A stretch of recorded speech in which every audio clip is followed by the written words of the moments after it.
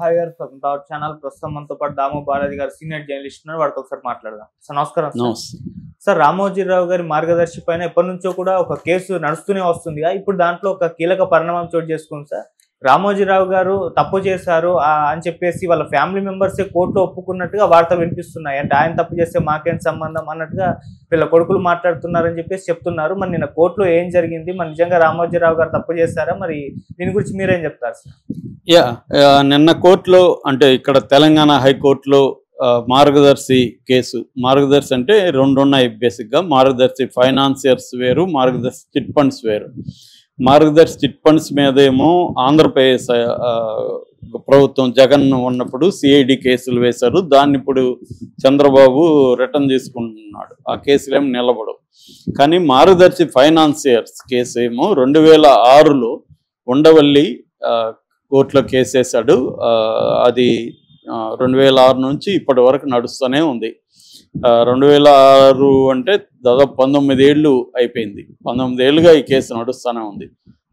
అయితే మధ్యలో ఏం జరిగిందంటే 2018 డిసెంబర్ 31న ఉమ్మడి హైకోర్టు జడ్జి జె రజని, ఆమె జస్టిస్ రజని, దాని ఏం చేశారంటే కొట్టేసింది కేసు. ఆ కొటేషన్ విషయం కూడా ఉండవల్లికి తెలియదు. ఉండవల్లి ఫ్లైట్లో వెళ్తున్నప్పుడు పక్కన ఒక లాయర్ ఇలా కొట్టేశారు, నీకు తెలిసిందే కదా, ఎందుకు కొట్టేశారు అన్న చర్చ వస్తే, అదేంటి ఎప్పుడు కొట్టేశారని ఈయన అడిగితే, ఇలా కొట్టేశారు కదా నీకు తెలీదా అంటే, నాకు తెలియదు అని చెప్పాడు. దాని తర్వాత ఈయన పట్టు వదలకుండా సుప్రీంకోర్టుకి వెళ్ళాడు. అది ఉమ్మడి హైకోర్టు లాస్ట్ డే కొట్టించుకోగలిగారు అనమాట. దాని తర్వాత 2018 అంటే తెలుగుదేశం ప్రభుత్వం ఉన్నప్పుడు. దాని తర్వాత ఉండవల్లి మళ్ళీ సుప్రీంకోర్టుకి వెళ్ళాడు. సో 2022లో జగన్ ప్రభుత్వం కూడా ఇంప్లీడ్ అయింది. సో అప్పటి నుంచి కూడా సుప్రీంకోర్టులో జరుగుతున్నాయి వాదోపవాదాలు. దాని తర్వాత ఏమైంది, 2024 ఏప్రిల్లో సుప్రీంకోర్టు దీన్ని హైకోర్టుకి, తెలంగాణ హైకోర్టుకి అప్పగించింది. మీరు దీన్ని త్వరగా దీన్ని తీర్చండి. 6 నెలల్లో 6 నెలలు డెడ్ లైన్ పెట్టింది. ఇప్పుడు లాస్ట్ ఏప్రిల్లో. ఇంకా ఏప్రిల్ వస్తే 1 ఇయర్ అయిపోతుంది. మామూలుగా సుప్రీంకోర్టు అనేక డెడ్ లైన్లు పెడుతుంటుంది, కానీ అది ఎక్కడ జరగవు. మన వివేకానంద రెడ్డి కేసులో కూడా 2 ఏళ్లకు ముందే డెడ్ లైన్లు 2 సార్లు పెట్టింది. 2 ఏళ్ళు కూడా దాటిపోయింది. ఇప్పటివరకు ఆ కేసు ఏం లేదు. సో ఇది కూడా అంతే, 19 ఏళ్ళుగా జరుగుతుంది. ఇప్పుడు 6 నెలలు తేల్చమంటే తేల్చలేదు. తేల్చిపోవడానికి ప్రధాన కారణం ఏమంటే, ఈ 2 గవర్నమెంట్లు ఇప్పుడు ప్రో రామోజీరావు గవర్నమెంట్లు వచ్చాయి. ఇక్కడ రేవంత్ రెడ్డి రామోజీరావుకు అనుకూలమైన వ్యక్తి, అక్కడ చంద్రబాబు చెప్పాల్సిన అవసరం లేదు. సో అందువల్ల వీళ్ళు ఏం చేశారంటే డ్రాగ్ ఆన్ చేస్తూ వచ్చారు. కౌంటర్లు వేయలేదు వీళ్ళు.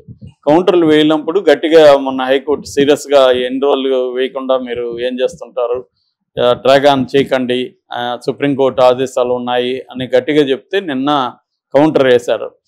దాంతోపాటు కిరణ్ అంటే రామోజీరావు కొడుకు, ఆయన కూడా ఒక అడిషనల్ అఫిడవిట్, అనుబంధ ఇది వేశారనమాట. అఫిడవిట్ వేశారు, పిటిషన్. సో ఈ అనుబంధ పిటిషన్లో ఆయన చెప్పింది ఇప్పుడు షాకింగ్గా ఉంది. అదేంటంటే రామోజీరావు నేరం చేస్తే మాకేం సంబంధం అని. ఇప్పుడు ఉండవల్లి ఏమంటున్నా అంటే, ఇప్పటివరకు అసలు మేము నేరం చేయలేదు, మేము ఏ రకమైన తప్పు చేయలేదు అంటున్నారు. కానీ ఇప్పుడేమో రామోజీరావు చేస్తే మాకేం సంబంధం, ఆయన చచ్చిపోయాడు కదా మాకు సంబంధం లేదని ఇప్పుడు అంటున్నారు. అంటే నేరాన్ని ఇప్పుడు వీళ్ళు అంగీకరిస్తున్నారు చేసినట్టుగా, కానీ అది మాకు సంబంధం లేదు రామోజీకి అంటున్నారు. అంటే రామోజీరావు నేరం చేసినట్టు ఇప్పుడు వీళ్ళు ఒప్పుకున్నట్టే కోర్టులో అనేది ఉండవల్లి చెప్తున్నాడు. అసలు ఈ కేసు ఏంటి అనేది మనం కొద్దిగా చూస్తే అర్థం కావడానికి, ఇది 1972లో రామోజీరావు ఒక సంస్థ పెట్టాడు. దాని పేరు హెచ్యుఎఫ్. హెచ్యుఎఫ్ అంటే హిందూ అన్డివైడెడ్ ఫ్యామిలీ ఇదన్నమాట కంపెనీ. సో మామూలుగా మనకి రకరకాల కంపెనీలు ఉంటాయి, లిమిటెడ్, ప్రైవేట్ లిమిటెడ్, ఇట్లా దాన్ని ఏమంటారు, ప్రొపరైటర్షిప్, రకరకాలుగా ఉంటాయి కదా. అందులో హెచ్యుఎఫ్ అనేది ఒకటి. హెచ్యుఎఫ్ అంటే అవిభాజ్య హిందూ కుటుంబం. వాళ్ళ కోసం ఒక ట్రస్ట్ లాంటిది పెట్టుకుంటారు. వాళ్ళ మామూలుగా దాని కింద ఏంటంటే పబ్లిక్ దగ్గర నుంచి డిపాజిట్స్ కలెక్ట్ చేయడానికి లేదు హెచ్యుఎఫ్ దగ్గర. కానీ పెట్టుకునేదేమో హెచ్యుఎఫ్, కలెక్ట్ చేసిందేమో పబ్లిక్ మనీ. ఎంత చేశారంటే 1997 నుంచి 2006 వరకు 2,610 కోట్లు, 2,610.38 crores, అంటే 2010 అనుకుందాం, 2,610 కోట్లు డిపాజిట్లు కలెక్ట్ చేశారు. ఎంతమంది దగ్గర? 2,75,000 మంది దగ్గర ఈ డిపాజిట్లు కలెక్ట్ చేశారు. 2006లో 1,369 కోట్ల లాస్గా చూపించారు. అంటే 50% డిపాజిటర్లకి రిటర్న్ చేయలేదు డబ్బులు, డిపాజిట్. దీని మీద డిపాజిట్ దారులు కూడా వెళ్ళలేదు కోర్టులకి. సో ఇప్పుడు ఈయన వెళ్ళి 2006లో ఈయన కేసు వేశాడు. దాని తర్వాత సుప్రీంకోర్టుకి 2018 తర్వాత 19 ఆ ప్రాంతంలో సుప్రీంకోర్టుకి వెళ్ళాడు. 22లో జగన్ వెళ్ళాడు. దీని తర్వాత ఏమైందంటే ఈ డిపాజిటర్ల వివరాలన్నీ చూపించమన్నారు వాళ్ళు. సుప్రీంకోర్టు అవి లారీలు కేసుకుని పోయి చూపించారు. అట్లా కాదు, నాకు సాఫ్ట్ కాపీ కూడా ఇమ్మని అడిగాడు. దాని తర్వాత ఇక్కడ మళ్ళీ వాదించి సాఫ్ట్ కాపీలు ఫైనల్గా ఇచ్చారు. సో దీంట్లో ఏంటంటే చాలా మంది ఒకే పేర్లతో ఉండడం, తర్వాత ఇదంతా కూడా సగం డిపాజిట్లు వీళ్ళ బ్లాక్ మనీని వైట్ చేసుకోవడానికి, అందుకనే కంప్లైంట్లు ఇవ్వలేదు అనేది ఉండవల్లి చెప్తున్నాడు. వీళ్ళంతా బ్లాక్ మనీని వైట్ చేసుకోవడానికి దీంట్లో పెట్టారు, అందుకని దీని లాస్ చూపించేశారు అనేది ఉండవల్లి ఆర్గ్యుమెంట్.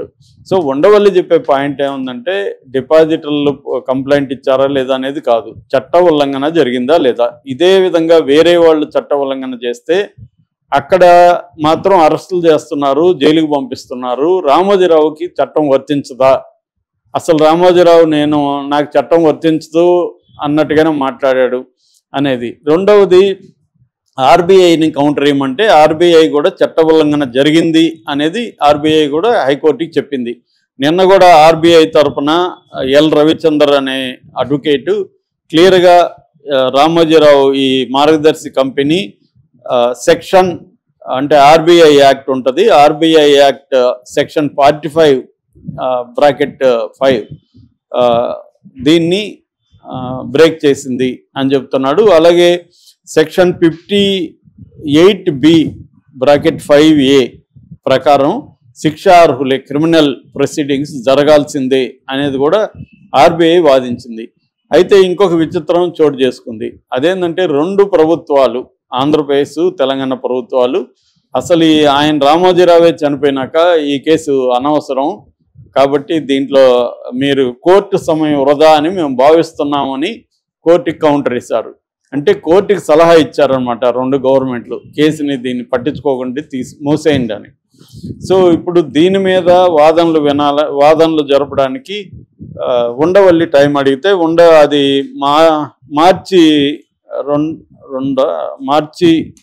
2వ తేదీకి దీన్ని పోస్ట్పోన్ చేసింది. ఇప్పుడు మార్చిలో ఉండవల్లి మార్చి 7వ తేదీకి పోస్ట్పోన్ చేసింది. మార్చి 7వ తేదీన ఉండవల్లి వాదనలు కోర్టు వింటుంది. ఇటుపక్కేమో టాప్ 10లో ఉండే మన ముకుల్ రోహిత్కి సిద్ధార్థ లోత్రా మార్గదర్శి తరఫున వాదిస్తున్నారు. వాళ్ళకి వ్యతిరేకంగా ఉండవల్లి చాలాసార్లు చెప్పారు, వాళ్ళ ముందు నేను అసలు బచ్చాగాన్ని, వాళ్ళ ఇంగ్లీషు, వాళ్ళ వ్యవహారం, వాళ్ళని దించుతారు, ఇవేమీ జరగదు, నాకు నమ్మకం లేదు, కానీ పోరాడుతూనే ఉంటానని ఆయన చెప్తా వచ్చాడు. ఇప్పుడు అట్లీస్ట్ ఆయనకు సగం విజయం సాధించినట్టుగా ఆయన చెప్తున్నాడు. ఎందుకంటే వాళ్ళ సొంత కొడుకే మా నాన్న తప్పు చేశాడని ఆయన ఒప్పుకున్నట్టే అయింది కోర్టులో అనుబంధ పిటిషన్లో. ఆయన తప్పు చేస్తే మాకేం సంబంధం, అది ఆయన తప్పు చేసిన ఆయన చనిపోయాడు కదా, ఇప్పుడు మా మీద ఎందుకు మేము కేసు పెట్టారని. కానీ అలాగా వర్తించదు, చట్టాలు క్లియర్గా చెప్తున్నాయి. ఇది కంపెనీ వ్యవహారం, ఇది వ్యక్తి చేసింది కాదు. ఒక కంపెనీ ఫ్రాడ్కి పాల్పడినప్పుడు ఆ కంపెనీకి సంబంధించిన దాని తర్వాత కంపెనీలు ఎవరుంటే వాళ్ళు బాధ్యులు అవుతారనేది, ఆ కుటుంబంలో ఎవరుంటే వాళ్ళు బాధ్యత వహించాలనేది ఇది. అంటే ఉండవల్లి లక్ష్యం ఏంటంటే రామోజీరావుకైనా ఇంకొక వ్యక్తికైనా చట్టం అనేది అందరికీ సమానమే అనేది నిరూపించడమే నా ఉద్దేశం. రామోజీరావుని జైలుకి పంపాలనో ఇంకోటో నాకు లేదు. ఇది రామోజీరావుకైనా చట్టం వర్తిస్తుంది, చట్టం రామోజీరావుకి వర్తించదు, ఇంకొక పేదవాడికి మాత్రం వర్తిస్తుంది అన్నది కరెక్ట్ కాదు అనేది ఆయన ఉద్దేశం. ఆయన ఉద్దేశం మంచిదే, కానీ అనేక వందల వేల కేసుల్లో ఇది ఆయన చెప్తున్న చట్టం అనేది అందరికి వర్తించదు. అదే ఆయన కూడా చెప్తాడు. సమన్యాయం అనేది చట్టం ముందర సమానం అనేది అంతకంటే బూతు లేదు అనేది ఆయన అనేకసార్లు చెప్పాడు. అది వాస్తవం కూడా. ఎందుకంటే మన క్రిమినల్ జస్టిస్ సిస్టమ్ అనేది డబ్బు, పవరు, పరపతి ఉన్న వాళ్ళకే ఫైనల్గా ఉపయోగపడుతుంది తప్ప ఎవరినో కొంతమంది రాజకీయ ప్రత్యర్థుల్ని వేధించడానికి ఉపయోగపడుతుంది తప్ప ఓవరాల్గా పేద ప్రజలకైతే ఉపయోగపడే పరిస్థితి ఆల్మోస్ట్ లేదు. అందుకనే ఇప్పటికీ జైళ్ళల్లో 70% రిమాండ్ ప్రిజనర్సే ఖైదీలుగా